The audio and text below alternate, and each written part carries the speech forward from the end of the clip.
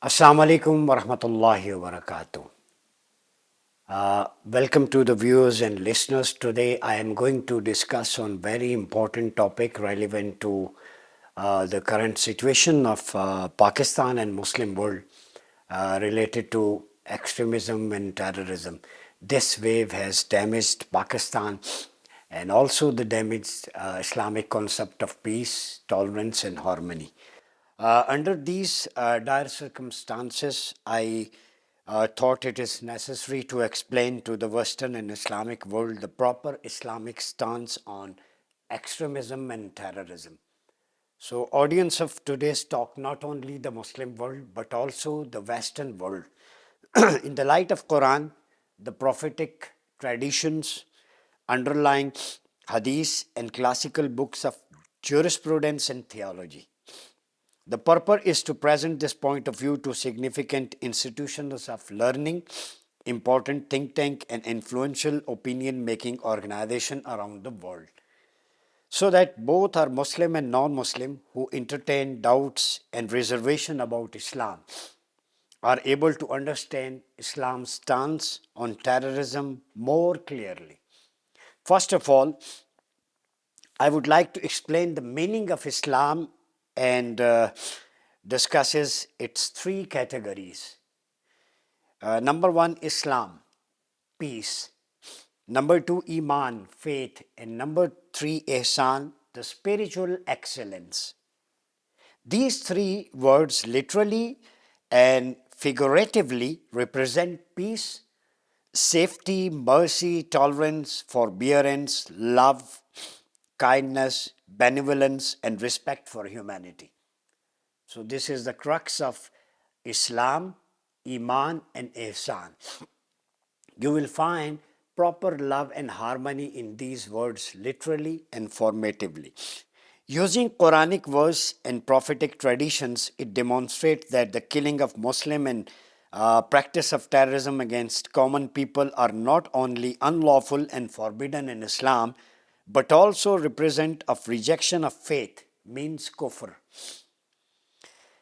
Referencing the exposition and opinions of jurists and expert of the Quranic exegesis and hadith, it has established that virtually all of the learned Islamic authorities have held the same unanimous opinion about terrorism throughout the entire 1400 years history of Islam.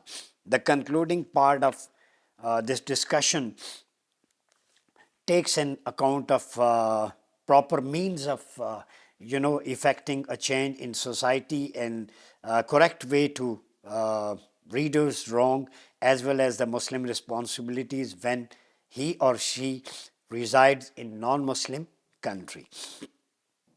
Perhaps the most important aspect of this talk is that I would like to explain the ideology and mindset that pits on Muslim against another and leads to bloodshed in society. Let me dive into basic concepts. Number one, it is lawful for a group or organization to stand for his rights but peacefully. As you know, Islam is a religion of peace and safety and champions love and harmony in society. According to Islamic teaching, a Muslim is one from whose hand and the lives and properties of all Muslims and non-Muslims remain safe. Al-Muslimu man salim al-Muslimuna min lisanihi wa yadihi, as Prophet said in his verbal sayings. The sanctity of Muslim life and its protection occupies a fundamental place in Islamic law. Protection of life is basic objective of Sharia also. Taking anyone's life is an act that is forbidden and unlawful, and in some cases amount to disbelief. These days, the terrorists who in futile attempt to impose their own ideas and beliefs like TTP and Khawarij ruthlessly and discriminately kill people in mosques, marketplaces, government offices, and other public places are in fact committing a clear act of disbelief according to Quran and Sunnah. They are warned of a humiliating torment in this world and in the hereafter. So, terrorism in its very essence symbolizes disbelief and is a rejection of what Islam is stand for. When the forbidden element of suicide is added to its severity and gravity becomes even greater. Sources of Quranic verses and prophetic tradition prove that terrorism is unlawful in Islam and that is an act of disbelief. This has been the opinion of many Islamic scholars throughout the 1400 years of Islamic history, including the eminent Imams of Quranic exegesis and Hadith in the authorities on logical jurisprudence. The importance Islam lays on the sanctity and dignity of human life can be gauged from the fact that it forbids discriminative killing even when Muslims are engaged in war against enemy troops. The killing of children, women, elderly people, religious leaders, and traders is strictly prohibited even during the war. This was provided by Prophet Muhammad in Ethics and Protocols of War, that you are not allowed to kill elders, you are not allowed to kill innocent people, women, children, you are not allowed to cut the trees. So parameter was described by Prophet Muhammad 14 centuries ago. Even you are fighting against enemies, there are certain restrictions during the war.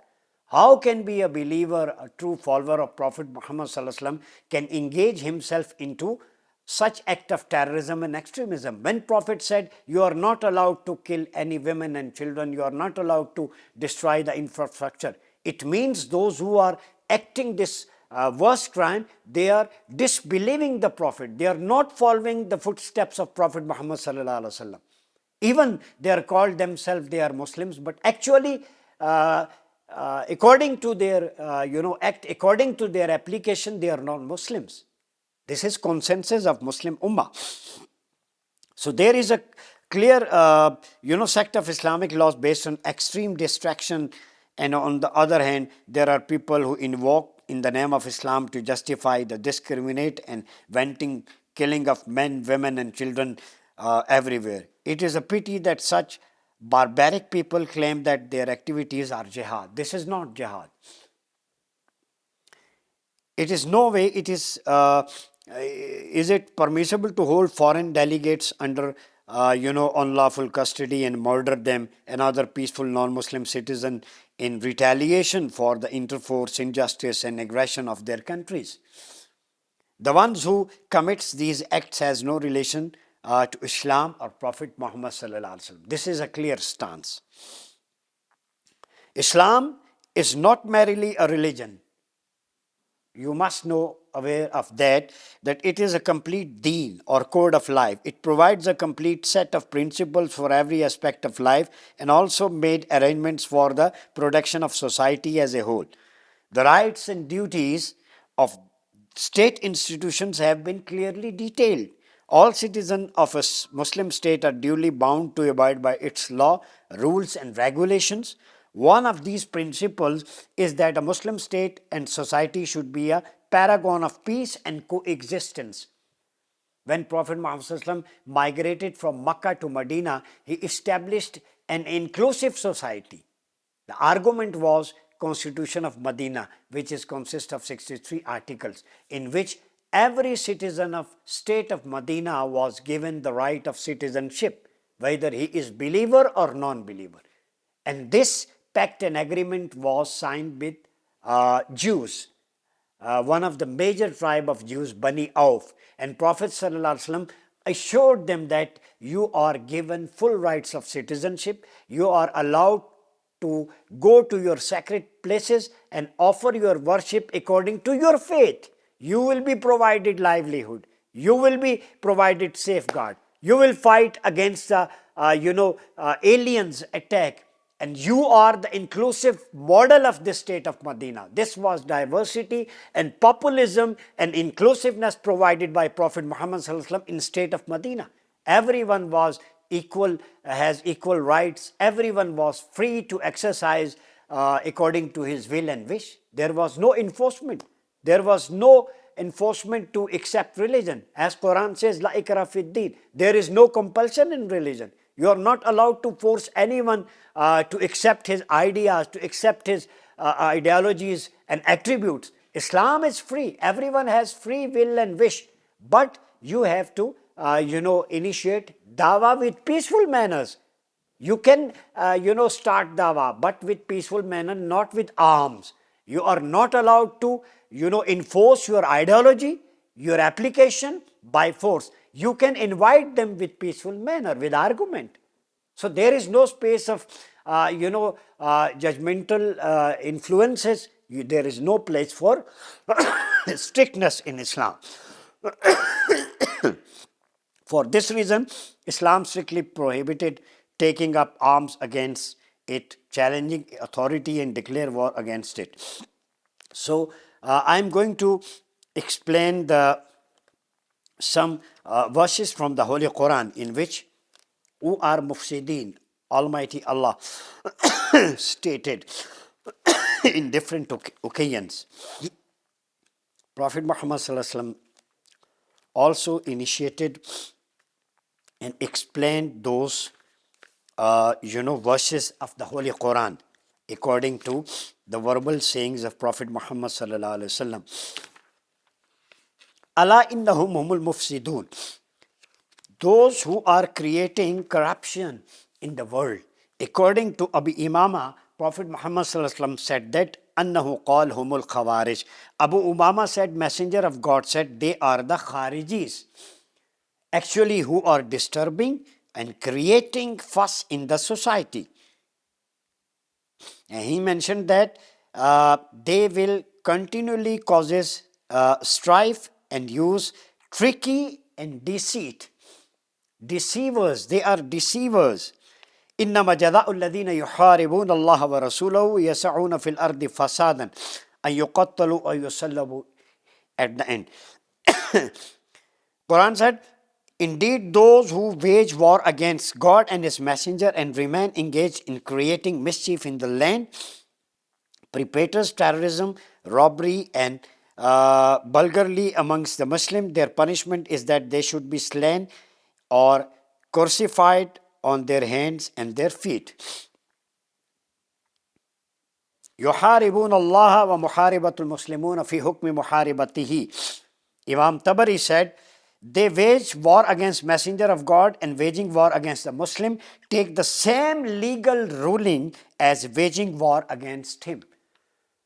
So Armed Forces of Pakistan, as DGISPR prescribed the policy statement of Islamic Republic of Pakistan, actually armed forces, they are following the footsteps of policy of Prophet Muhammad sallallahu alaihi wasallam, which was prescribed in his verbal sayings against Khawarij. So our lines are very clear.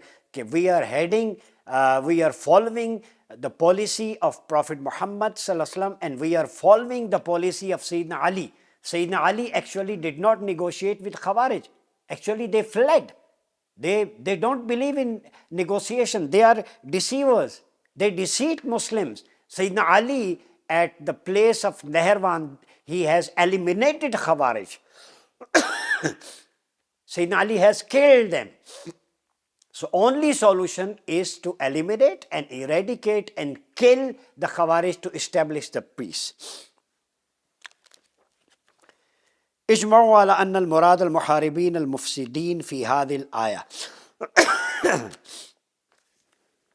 Then Prophet Muhammad sallallahu alaihi wasallam elaborate some of their signs. I would say Prophet says, Ihdasul Isnan. It is narrated in Bukhari, Kitab Istitaba Murtaddin wal Mu'anidin wa Qatlihim, the book on demanding and renderance of the apostate and reprobates and fighting them. Imam Bukhari quoted Imam Muslim, Ibn Majah, narrated by Nisai in Sunan Kitab Tahrimud Dam. These are different references, but with the shortage of time, I cannot quote many references. There are more than 50 or 100 references. Prophet said, what are the signs of these Khawarij? Ihdasul Isnan, number one. They will be young in age. Sufahaul Ahlam, they will be brainwashed as youngsters are brainwashed by TTP. Kathul Lahya, they will have thick, unkept beard. Musammirul Adar, they will wear their lower garments high upon their legs. Yakhruju Nasu min Qibal al Mashriq, they will emerge from the east of centuries. La yadaluna yakhrujuna hatta yakhruju akhirum ma'a Masih Dajjal. Many people ask that how can you say that TTP are fitna al-Khawarij? Prophet said the argument is number 6 point of his verbal saying, they will continue to appear and the last of them appear with the Antichrist, with implies that they will continue to emerge in every generation. Prophet said they will emerge at the till the end of time. La yujavizu imanum hanajirahum. Their faith will not pass their throats. يتمعقون ويتشددون في الدين. They will be extremists in religious matters. And some of the signs, يقول يسيئون الفعل. They will be extremely oppressive, bloodthirsty and violent. هم شر الخلق والخليقة. They will be the most evil of the creation, worst of the creation. يتعنون على أمارائهم ويشهدون عليهم بالضلالة. They will defame their rulers and charge them with misguidance. يسفكون الدم بالحرام. They will shed blood that is inviolable. الأجر العظيم لمن قتلهم. Those who fight against them will earn a great reward. A great reward is given by Prophet Muhammad sallallahu alaihi wasallam who will fight against them. So tidings for armed forces of Pakistan that you have been guaranteed by Prophet Muhammad sallallahu alaihi wasallam that you will be rewarded great reward. You are fighting against them. You are eliminating them. Certificate has given by Prophet Muhammad sallallahu alaihi wasallam to those who are fighting against Khawarij. So Afwaj Pakistan armed forces are fighting against Khariji mindset. It means Afwaj Pakistan, they deserve the greatest immense reward provided by Prophet Muhammad sallallahu alaihi wasallam. Khairun qatali man qatalahu. The one who is killed by them is the best person killed. You are the best person. Those who are martyred by Khawarij are the people, the youngsters of armed forces. I would love to say to the families of armed forces of Pakistan, your sons are, killed by Khawarij. They are the best person killed. It is the saying of Prophet Muhammad sallallahu alaihi wasallam. Bada shaheed hai. Sharru qatli tahta adim as-sama. They are the worst of those who slain under the heavens. Last but not the least, sign number 30, innahum kilabun nar. They would be made the dogs of the hell in the hereafter. So they are the dogs of the hell. This is the clear statement of Prophet Muhammad sallallahu alaihi wasallam. So it should be clear that there is no room for dialogue with Khawarij, because the policy statement of Quran, policy statement of verbal sayings, more than 200 sayings regarding Khawarij is present. And policy of Sayyidina Ali karamallahu wajhul kareem is very loud and clear. You should eliminate them. You should kill them because they are worst of creation. They are dogs of the hell. They are actually disturbing the environment in the society. They are actually creating hurdles for the peace. They are going for the killing of innocent people because they are the worst of creation.